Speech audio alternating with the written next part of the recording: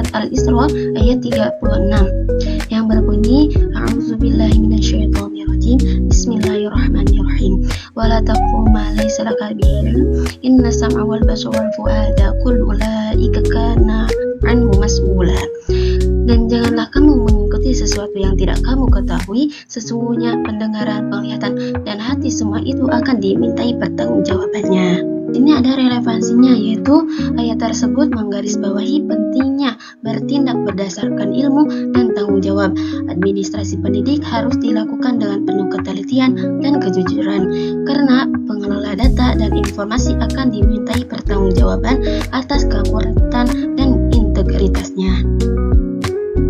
Apa sih administrasi pendidikan itu? Administrasi pendidikan itu adalah tindakan mengordinasikan perilaku manusia dalam pendidikan agar semua daya yang ada dapat ditata sebaik mungkin, sehingga tujuan pendidikan dapat tercapai secara produktif. Nah, di sini ada administrasi peserta didik yang meliputi pencatatan data pribadi, akademik, dan absensi siswa, serta pelaksanaan kegiatan ekstrakurikuler dan penilaian. Selanjutnya ada administrasi pendidik yang mencakup rekrutmen, pemberian tugas mengajar, pengembangan profesional, dan penilaian kinerja guru. Yang terakhir ada administrasi tenaga kependidikan, yaitu yang mencakup penugasan tugas, pengawasan, pelatihan, dan penilaian kinerja staf pendukung. Tujuannya untuk memastikan fungsi operasional sekolah berjalan dengan lancar dan efisien. Selanjutnya ada tujuan dan manfaat administrasi peserta didik, yaitu tujuannya untuk mengelola informasi dan aspek-aspek terkait siswa dengan tujuan memberikan pengalaman belajar yang terbaik dan mendukung pertumbuhan dan perkembangan siswa secara holistik. Di sini ada beberapa manfaat. Ke-1, pemantauan akademik yang membantu dalam memantau pencapaian akademik siswa termasuk nilai, absensi, dan prestasi lainnya. Kedua, ada pengelolaan data. Jadi peserta didik membantu dalam mengelola data pribadi, medis, dan akademik siswa. Ketiga, ada pengaturan penerimaan siswa yang membantu dalam proses penerimaan siswa baru termasuk pendaftaran, seleksi, dan penempatan. Keempat, pemberian dukungan khusus. Jadi peserta didik memungkinkan identifikasi dan penyediaan dukungan khusus bagi siswa yang memiliki kebutuhan pendidikan khusus atau tantangan lainnya. Kelima, perencanaan kurikulum. Administrasi ini membantu dalam penjadwalan pembelajaran, pengaturan kelompok belajar, dan penyusunan rencana pembelajaran. Selanjutnya, tujuan dan manfaat administrasi pendidik. Tujuannya untuk mengelola sumber daya pendidik secara efisien dan efektif guna mendukung pembelajaran yang berkualitas. Manfaat administrasi pendidik meliputi 1. Pengelolaan jadwal pengajaran, membantu dalam menetapkan jadwal pengajaran dan memastikan bahwa setiap guru memiliki tugas mengajar yang sesuai. 2.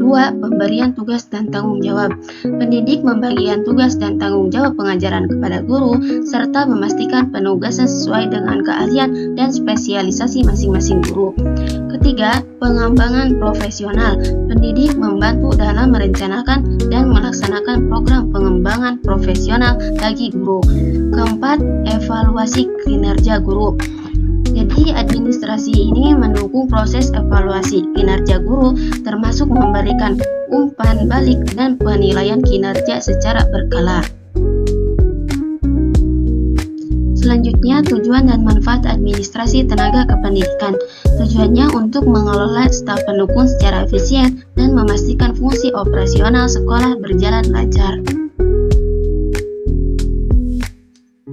Ada beberapa manfaat tenaga kependidikan, termasuk 1. Pemberian tugas dan penugasan. Administrasi ini membagikan tugas dan tanggung jawab kepada staf pendukung, seperti petugas administrasi, petugas kebersihan, dan petugas keamanan. 2. Pengelolaan sumber daya. Administrasi tenaga kependidikan membantu dalam mengatur sumber daya yang diperlukan untuk mendukung fungsi operasional sekolah. Ketiga, peningkatan efisiensi. Dengan mengelola staf pendukung dengan baik, administrasi ini berkontribusi pada peningkatan efisiensi operasional sekolah. terakhir ada koordinasi tugas. Jadi untuk pendukung koordinasi antara staf pendukung dan memastikan bahwa kegiatan sekolah berjalan sesuai rencana. Selanjutnya, ruang lingkup administrasi. Ruang lingkup administrasi peserta didik. 1. Penerimaan dan pendaftaran siswa, mencakup proses penerimaan siswa baru, pendaftaran, serta pengumpulan dan pemeliharaan data siswa. 2. Pencatatan akademik, meliputi pencatatan nilai, absensi, prestasi, dan informasi lainnya. 3. Ada pengelolaan data siswa, termasuk mengelola data pribadi, medis, dan akademik. 4. Pengawasan dan bimbingan siswa, yaitu melakukan pemantauan terhadap kesejahteraan dan perkembangan siswa, serta memberikan bimbingan yang diperlukan. 5. Pelayanan siswa, menyelenggarakan berbagai layanan bagi siswa seperti konseling, dukungan khusus, dan pengembangan karakter. 6. Penilaian dan evaluasi siswa, yaitu merencanakan dan melaksanakan kegiatan penilaian serta menganalisis data untuk mengukur kemajuan belajar siswa. Selanjutnya ada ruang lingkup administrasi pendidik. 1. Penugasan dan penjadwalan mengajar, yang menetapkan tugas mengajar dan jadwal pengajaran untuk setiap guru. 2. Pengembangan profesional, yang merencanakan dan melaksanakan program pelatihan, workshop, atau kegiatan pengembangan profesional bagi guru. 3. Evaluasi kinerja guru, yaitu melakukan evaluasi kinerja guru secara periodik, memberikan umpan balik, dan mengidentifikasi kebutuhan pengembangan. 4. Koordinasi pengajaran, memastikan kesesuaian kurikulum, menggunakan metode pengajaran yang efektif, serta kolaborasi antara guru. 5. Pengembangan materi pembelajaran, yaitu dalam merencanakan, pengembangan, dan menilai materi pembelajaran yang sesuai dengan kurikulum. Selanjutnya, ruang lingkup administrasi tenaga kependidikan.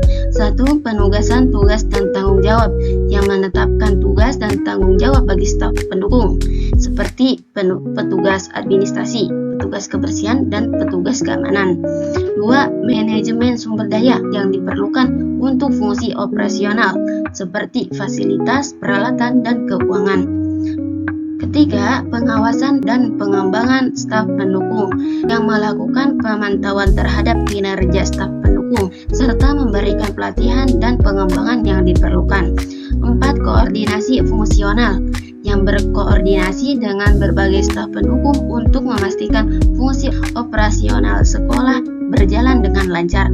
5. Keamanan dan kesejahteraan, memastikan keamanan dan kesejahteraan staf pendukung serta siswa di lingkungan sekolah. Jadi, ruang lingkup administrasi peserta didik, pendidik, dan tenaga kependidikan itu saling terkait dan berdampak pada keseluruhan operasional lembaga pendidikan.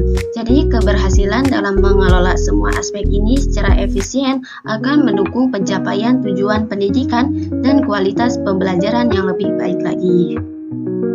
Kesimpulannya, administrasi peserta didik, pendidik, dan tenaga kependidikan memiliki peranan penting dalam menciptakan sistem pendidikan yang efektif dan efisien.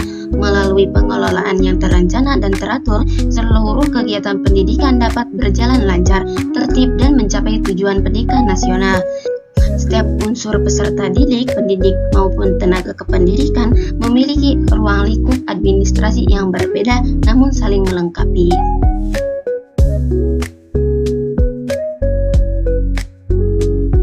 Sekian dari penjelasan saya mengenai administrasi peserta didik, pendidik, dan tenaga kependidikan. Terima kasih sudah menyaksikan, semoga bermanfaat. Wassalamualaikum warahmatullahi wabarakatuh. See you.